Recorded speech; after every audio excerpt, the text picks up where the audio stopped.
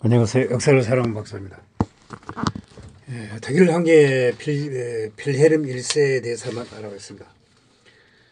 빌헬름 1세는 빌헬름 3세와 위제 왕비 사이의 차남으로 태어났습니다. 왕국이 전쟁에 따라서 어린 나이부터 프로이센군의 장기로 복무하였으며 나폴레옹 전쟁에 참전하여 대육군과 맞서 싸웠습니다. 이후 평생을 군인으로서 보내다가 2살 위원 형 프리드리 빌헬름 4세가 아들이 없어서 후계자가 되었습니다. 1848년 3월 혁명 때는 강경 진압을 주장해서 총알 또는 포도탄 왕자로 별명을 얻었습니다. 혁명군의 살해 예배 영국으로 망명하기도 하였습니다. 이 당시 역시 강경 진압을 부르짖는 오토 폰 비스마크를 눈여겨보았다고 합니다. 당시 형 프리드리 윌helm 4세는 즉위전 자유주의 생각을 가진 것으로 알려졌습니다. 군주주의와 반동 복고 세력의 바람과 따라 놀았습니다. 혁명이 터지자 진압에 주저하고 혁명군에 사로잡혀 굴복하게 되었습니다. 인코들을 비롯한 보수 반동 세력의 많은 인사들이 겁많고 나약한 고강에 실망하였습니다. 황태자 빌헬름 왕자에 주목하였습니다. 다만 프랑크푸르트 국민회의가 프리드리 빌헬름 4세를 황제로 추대해야 하겠다고 했을 때 행에게 이를 받아들일 것을 권고하였습니다. 그 역시 형처럼 국민에 의해서 황제로 추대된다는 생각을 달갑게 여기지 않았지만 이를 거부하면 혁명이 더욱 급진화될 수 있다고 생각하였습니다. 즉위 전이 섭정 시절부터 평소의 지론대로 군대를 강화하려고 하였습니다. 1859년에 폰론을 장관으로 임명하여 국방개혁안을 추진하였습니다. 이에 따라 예비역주의를 현역 장교에게 맡기는 개혁안과 징병제 개혁을 2년에서 3년을 늘리는 예산 문제로 하원과 충돌하였습니다. 퇴위를 불사하며 평소 눈여겨본 비스마르크를 총리로 젊게 기용하였습니다. 아무튼 이렇게 임명된 비스마르크는 유명한 체럴 정책, 즉 철과 피 연설뿐만 아니라 실제로도 의회 예산권을 대놓고 침해하고 군대 예산을 늘려나갔습니다. 이것이 가능한 건 역시 총리는 오로지 국왕에 의한 책임을 지지 의회 따위와는 수직 관계가 아니기에 가능한 일이었습니다. 그 후에 군주제 전통에 깃들어진 의회에서 더 이상 강한 충돌을 원치 않아서였습니다. 어쨌든 결론적으로 본인이 원하는 대로 밀어붙여 강구를 만들기는 했습니다. 데마우크와 슬레스비히 홀스타인을 두고 긴장이 심화되던 차 1863년 가을 마침내 데마우크 정부가 슬레스비히를 자국 영토로 공표하였습니다. 슬레스비히를 홀스타인이 독일 민족주의자들은 폭발했습니다. 빌헬름 2세는 오전 회의에서 이들이 의혹된 주장을 좌시할 수 없다며 군사적인 개입을 지시하였습니다. 그러자 2차 슬레이브 전쟁이 발발하였습니다. 파방에 넣고도 빌헬름 2세는 슬레스비 홀스타인을 프로이센의 영토로 추가하려는 생각은 없었습니다. 따라서 순전히 이들이 독립을 지원하려는 생각으로 출발한 것이었습니다. 전쟁이 끝나갈 무렵 군사적 피해가 아쉬웠던 마음을 다시 바꿔먹고 프로이센군이 많이 희생되었으니 합병이 정당화된다고 주장하였습니다. 즉 민족주의적인 관점에서 이 지역의 독일 민족주의자들에게 공감해서 파병하고 합병한 것은 아니었습니다. 애초에 민족주의 아래 것들이 상스러운 불순 사상을 생각했던 게 빌헬름 1세의 이론이었습니다. 어쨌든 유능한 프로이센군은 괜히 그렇지 전태에서 결정적으로 오스트리아군을 격파하였습니다. 1850년의 굴욕을 잊지 않고 있었던 빌헬름 2세는 비스마르크를 포함한 수뇌부에게 아예 비인을 청구하고 보헤미아 왕국의 일부를 할량받아야 한다고 제안하였습니다. 결과적으로는 이 제안은 몰테케와 비스마르크가 거절했습니다. 프리시행군에게 콜레라가 유행 중이었습니다. 프랑스가 슬슬 휴전 압박을 넣기 시작하면서 없던 일이 되어버렸습니다. 승전이 확실시된 8월 15일 경에는 프레시안이 독일 소국들 합병이 국가적인 통일을 촉진할 것이라고 선언하며 정당화하기도 하였습니다. 승자는 결과 하노버 왕국, 헤센 산제호국, 나사우 공국, 프랑크푸르트를 아예 프레시안 왕국령으로 합병시켜버리고 나머지 북독일 소국 북독일 연방을 출범하며 사실상 통치하게 되었습니다. 오스트리아와의 전쟁 당시 종전을 종용했던 프랑스 반응에서 알 수 있다시피 프랑스는 지속적으로 독일 지역의 세력 균형에 민감하게 반응하였습니다. 프레시안 또한 이를 내정 간수로 여기 영국 정부와 민족 간의 긴장 계속하였습니다. 1812년 스페인 왕위 계승 문제를 놓고 엠스 전보 사건이 터지면서 프레시안 프랑스 전쟁이 일어났습니다. 비스마르크가 의도한 대로 전쟁은 프랑스의 선전포고로 시작하였습니다. 프레시아는 방어자의 이미지를 만들어냈는데 성공하며 아무 국가도 프랑스를 돕지 않게 되었습니다. 남독일 국가들이 민족주의적 정세에 힘입어 프레시안 편에 줄줄이 붙어버렸습니다. 시작부터 전쟁은 프레시안에게 유리한 상황이었습니다. 이곳 샤를로텐부르크 궁전 영마당에 묻힌 어머니 사건 옆에 무릎을 꿇으며 계례를 다진 베를린 일시에는 몰테케에게 전쟁 계획 수립을 맡겼습니다. 수당 전투에서 결정적인 승리를 거두고 나폴레옹 3세가 포로로 잡혀왔습니다. 그를 방문하기도 하였습니다. 이후 전쟁 첫 후반부터 아예 직접 군사회의를 주재하며 전략적인 차원에서 사실상 진두지휘하였습니다. 결과 및 방향성을 놓고 비스마르크로 대표되는 정부와 몰테케로 대표되는 군대 사이에 간극이 발생하며 이를 성공적으로 중재의 하나로 통일해 나갔습니다. 국민 여론을 핑계로 고도 회복을 원하므로 알자스로를 합병해야 한다고 주장하여 이를 의원에 넣기도 하였습니다. 전쟁 시작부터 계속 프레시안군이 승기를 잡고 있었습니다. 프레시안 정부 내에서는 이미 제국 선포에 대한 다양한 얘기들이 오가고 있었습니다. 프랑스 정부가 평화협상을 제의하기도 5일 전에 1872년 1월 18일 베르사유 궁전에서 독일 제국을 선포하고 황제의 즉위식을 올렸습니다. 황제의 즉위 과정에서 탈이 좀 있었습니다. 일단 일전에 선왕이자 빌헬름 1세의 형 프리드리히 빌헬름 4세가 프랑크푸르트 국민회의 독일 황제 최대를 거절했던 외면적 무모타가 다른 독일 구성과 군주들과 자유 도시들이 더운 게 없어서였습니다. 따라서 필연적으로 독일 구성국 군주들 특히 남부의 독일의 군주들이 도움과 필요했습니다. 하지만 이들 중 대표적이라고 할 수 있는 바이에른 왕국의 루드비 2세는 원래부터 대독일주의자였으며 4년 전 오스트리아와 함께 한 전쟁에서 프레시안에게 패배했던 것을 잊지 않았습니다. 바이에른 정부는 루드비 2세의 별도로 프레시안에 동조했지만 명문상 루드비 2세의 휴대 부탁이 필요했기 때문에 이는 큰 문제였습니다. 몇 주 동안 비스마르크와 프레시안 정부가 설득해도 루드비 2세는 안과하였습니다. 이게 골머리를 썩던 와중에 1870년 11월 주부 바이에른 대사인 게오르그 폰 베르테른 백작이 루드비 2세가 큰 재정적 어려움을 겪고 있다는 사실을 알아내고 루드비 2세가 먼저갈 액수까지 적어 비스마르크에게 전보를 보냈습니다.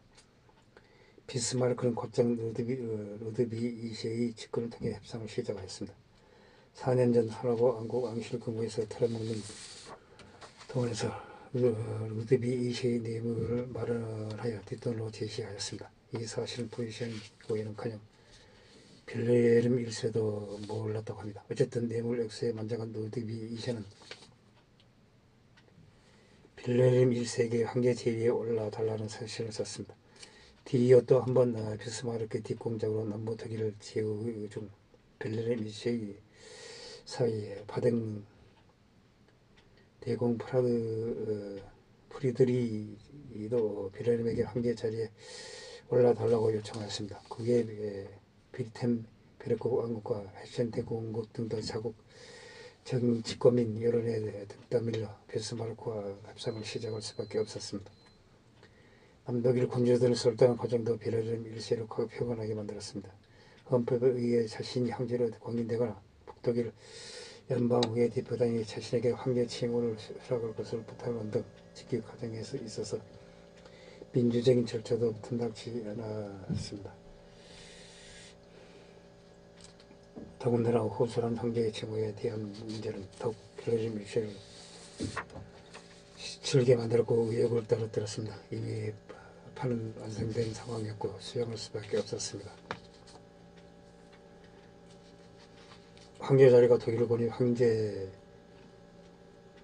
받아들이겠다고 했지만 그런 시면 구성 제국들의 군주들이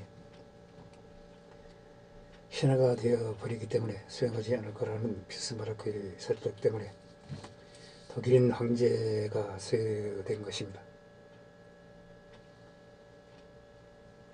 당시 자유주의 헌법주의자들은 사회개혁면에 바탕한 국민주권을 기반으로 군주제도라도 아래에서 주되던 간증이라고 주장했는데 이 의미는 군주주의자들에게 권력이 아래에서 나온다며 아래 것들이 나가라고 하면 나가야 하는 거냐고는 굉장히 불출한 사상으로 여겨졌습니다. 나폴레옹과 루이 필리프의 칭호가 그 부류입니다. 프랑스의 황제 왕이란 것에는 왕권 신수설을 부정하는 현재가 깔려 있습니다.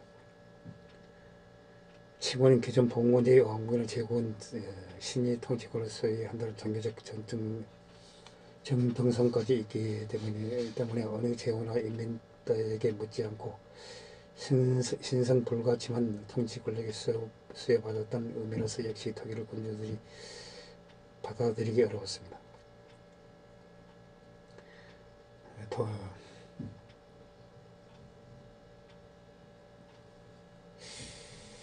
독일 혁명을 주도한 혁명파에서 벨레르 1세기 행인 프리드리 벨레림 사사에게 바쳤다가 거절당한 제의도 당연히 벨레르 1세에게 모험한 칭호일 뿐이었습니다. 독일 군주들이 프레이션과 명목상 동등한 제국 국왕들이 벨레르 신하가 되는 거라 받아들일 수 없었습니다. 그래서 대안이라고 추대된 칭호는 그냥 독일 황제인데 독일 군주 중에서 대표격으로 추대되었다는 정도이자 독일인 중 황제란 별다른 의미 없는 칭호였습니다. 벨레르 1세는 취미시기 아침까지 비스마르크에게 독일인 황제 자리는 외국 군주가 오면 의전상 각국 왕실을 금이 연대 소속으로 수여하는 명예에 불과하며 이 칭호로 프레이션 국왕 자리가 가려질 것 같다고 아쉬워했다고 합니다. 또한 황제 호칭에 대한 벨레르 1세의 행기를 건드리고 싶지 않고 싶어 했었는데 즉위식에서 바덴 대공 프리드리가 군주들을 대표하여 그 묘사를 올 때도 이미 정해진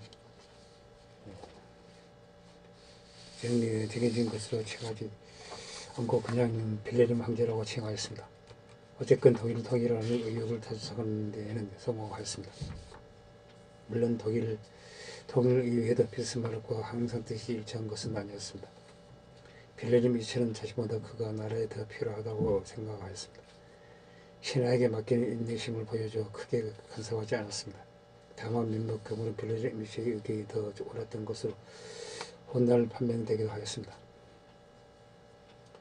예를 들어 프랑스를 고립시키기 위해서는 사이가 안 좋은 오스트리아, 헝가리 제국과 러시아 제국 사이에 외주를 타게 하는 동유럽 외교의 정책에서 두 사람은 크게 대립하였습니다. 이 외교의 정책이 비스마르크이기에 할 수 있었다고 평가받았습니다.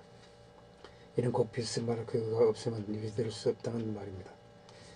비스마르크가 없으면 유지될 수 없다는 비판은 곧 비스마르크에 대한 극도의 칭찬이기도 합니다. 프랑스와 러시아 사이에 긴 양면전선 독일의 전략적 상황은 비스마르크뿐만 아니라 그냥 독일 자체의 지정학적 문제로 영원히 벗어날 수 없는 문제였습니다. 이 사이에서 줄타기를 성공적으로 해내는 정치인이 비스마르크 말고 누가 있는지 백기가 없습니다.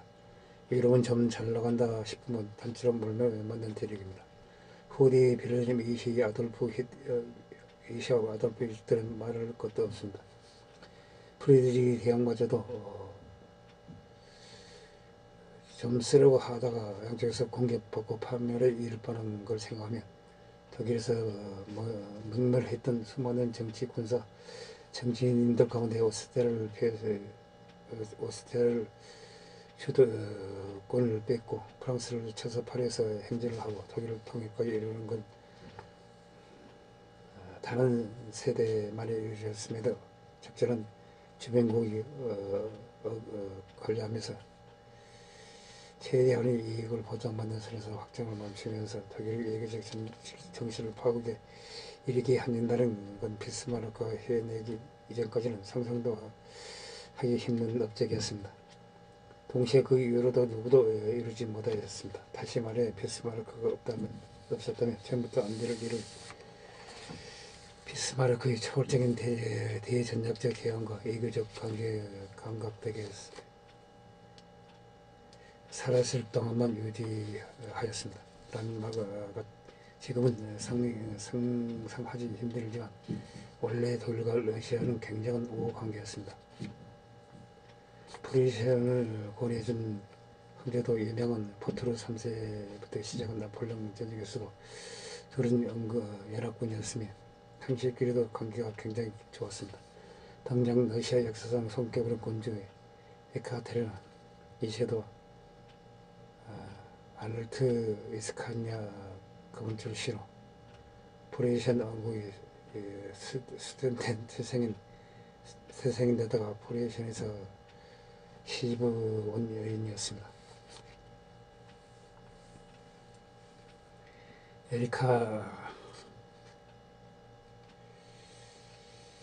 에카테리나 이세 황제는 러시아 황제는 독일 출신이었다고 합니다. 러시아가 오스만 제국을 격파하고 발칸반도로 세력을 넓히게 되는데 이에 오스트리아와 영국이 반발해 갈등을 빚게 되었습니다. 이 문제를 해결하기 위해 비스마르크가 스스로 중재를 자며 베를린 회의가 열렸습니다. 이 베를린 회의에서 러시아는 당연히 독일이 러시아 편을 들어줄 것이라 잔뜩 기대를 하였습니다. 기대와 달리 독일은 앞서 언급한 대로 중재자는 애매한 위치로 고수했습니다. 이는 러시아에게 있어서 곧 배신이라는 여겨졌습니다. 러시아 황실은 엄청나게 분내해 독일을 격렬하게 비난하는 편지까지 보냈습니다. 지금까지 우호적인 대독일 외교를 상당 부분 수정하여 재정하는 수준까지 이르렀습니다. 비스마르크에 대비해 오스트리아와의 동맹을 추진하게 됩니다.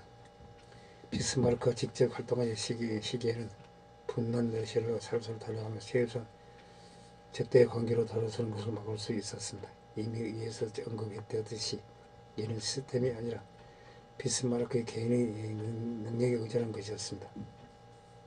비스마르크의 사후에 작동한 시스템이 만들어지지도 않았습니다. 본인이 사라져도 그때까지 잘 작동한 시스템을 만드는 것이 바로 재상으로서의 임무인 만큼 이 점에서 비스마르크의 비판을 면하기 어렵습니다. 결국 이후 손자 베를린 이세가 즉위하고 비스마르크를 내쳤는데 이때부터 독일과 러시아는 오랜 우호의 관계가 바닥이 났습니다. 적대 관계로 돌발을 마침내 제1차 세계대전으로 이어집니다. 게다가 베를린 미션은 비스마르크와는 달리 오스트리아를 제약거림도 못하는 과대 평가된 나라라고 지적하였습니다. 과연 러시아 대신 오스트리아와의 동맹을 맺게 된 옳은 선택인가 의문을 표시하고 이 점에서 베를린 미치가 옳았음이 제1차 세계대전에서 입증되었습니다.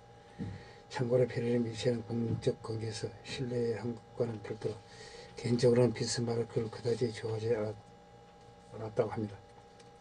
비스마르크와 같은 재상 아래서 황제의 노릇을 하기 힘들다고 하였습니다. 내정에 있어서 비스마르크에게 거의 유례없는 정권을 희망하지만 아니다 싶으면 조정하기도 하였습니다. 예를 들어 독일 제국 성리 매우 1870년대 비스마르크가 주도한 반교양 반카톨릭적 문화투쟁 때에도 이른바 수도원법이 제정되며 독일 내 거의 대부분이 수도원을 폐원시켜버렸는데 이때 간호원 및 병원이 역할을 하는 수도원만큼은 예의로 둘 수 있도록 하는 개정을 비를 일세가 요구하여 받아들여진 것입니다. 만일 개정안이 시행되지 않았다면 국민 여론 악화 및 도의적인 비판을 피할 수 없었을 것입니다. 가톨릭 세력은 명분을 얻고 비스마르크 정부는 정치적 부담을 얻었을 것입니다. 또한 켈렌 대직의 반대 의사를 인식해 반카톨릭 교회 부학자인 요한 프리드리 폰 술테를 본 대학교 교수로 임명하는 것에 반대하였습니다. 이런 것들을 두고 가톨릭 교회에 대한 공격에서 베를린 밀세가 회의적으로 바라보고 지나치다고 생각하여 제동을 걸었다고 본 시각도 있습니다. 만약 맞다면 문화투쟁이 실질적으로 비스마르크의 의도와는 정반대로 끝나버렸습니다. 잘 내다봤다고 할 수 있습니다. 하지만 반대로 비스마르크가 문화투쟁의 본문을 연 것 자체가 베를린 밀세의 등의 없이 이루어질 수 있었는가 하는 합리적인 의심도 존재합니다. 베를린 밀세가 정확히 어떤 역할을 했는지에 대해서는 학자들마다 의견이 다릅니다. 그래도 어쨌거나 성사한 건 두 건의 베를린 밀세의 뜻대로 안 됐으면 상황이 더 악화됐을 소지가 크긴 하였습니다. 말하는 정부의 의견은 대대적인 개인 숭배가 진행되지 않았음에도 인기가 좋았습니다. 사실상 국민적 정체성의 상징적인 인물로서 대중들 사이에서 추앙받았습니다. 그리고 보수 반동적인 황제답지 않게 언론과 가까이에서 하였습니다. 기자들이 자신의 서생활을 보도하는 것을 하려고 하였으며 심지어 자신이 집을 나가는 동안 기자들이 집을 방문하는 것도 하려고 하였습니다. 즉위 이전에 괜히 자유주의 인사들과 교류했던 건 아니었긴 해도 언론은 대체로 황제를 긍정적으로 보도하였습니다. 규칙적이며 근면한 노신사의 이미지를 보여줬다고 합니다. 이상 독일 황제 빌헬름 1세에 대해서 한번 알아봤습니다. 항시 부족합니다. 양해 부탁드립니다. 감사합니다.